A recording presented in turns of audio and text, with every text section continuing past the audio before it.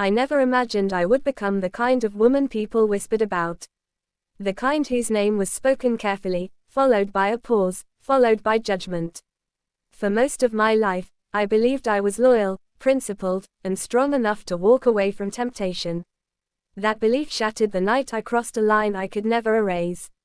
My name is Emily Carter, and for 12 years I was married to Daniel Carter. Daniel was dependable in the way people rarely appreciate until it's gone.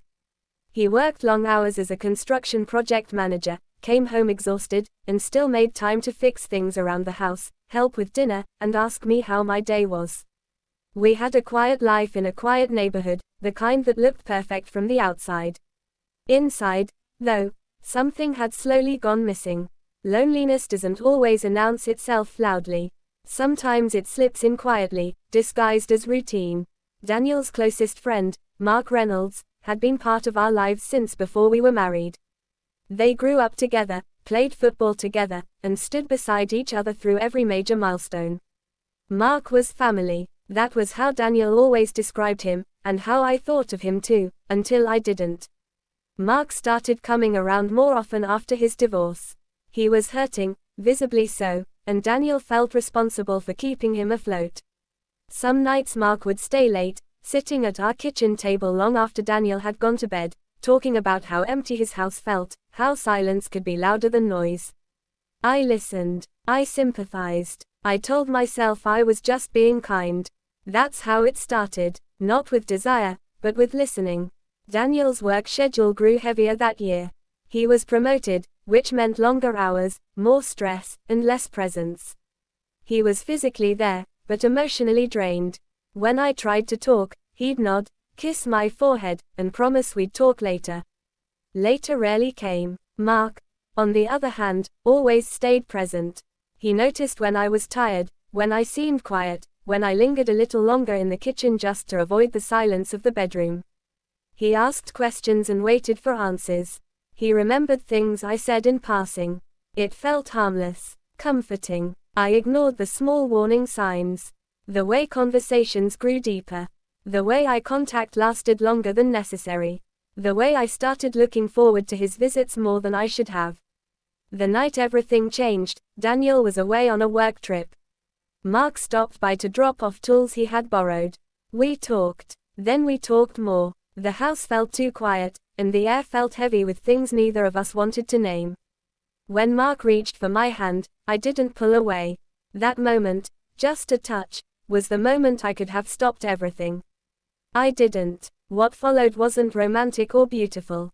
It was messy, confusing, and filled with immediate regret. Even as it happened, I knew I was destroying something sacred. But loneliness has a way of convincing you that damage is already done, that crossing one more line won't matter. I was wrong. The guilt settled in immediately. It clung to me like a second skin. I couldn't look at Daniel without feeling like I was lying just by breathing the same air. I avoided Mark entirely, refusing his calls, ignoring his messages. I told myself it was a one-time mistake.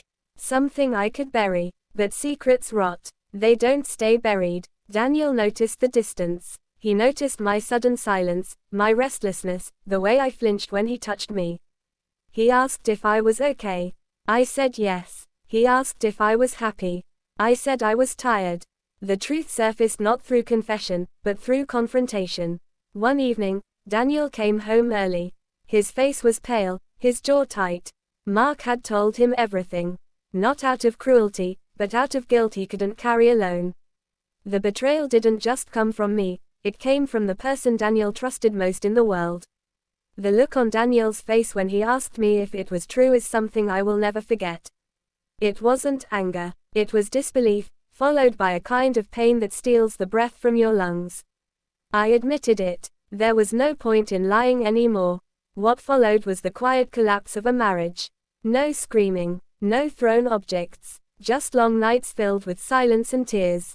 Daniel moved out for a while. Mark disappeared from our lives entirely. Friends chose sides. Rumors spread. I lost more than a husband that year.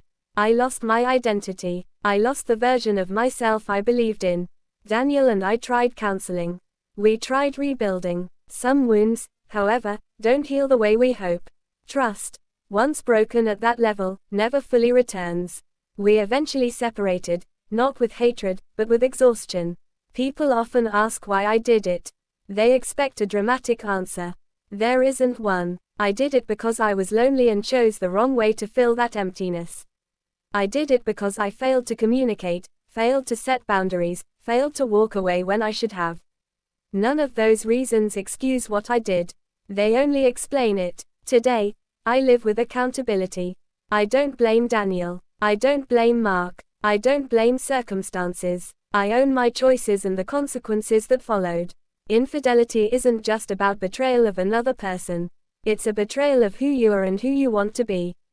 And sometimes, the hardest forgiveness to earn is your own.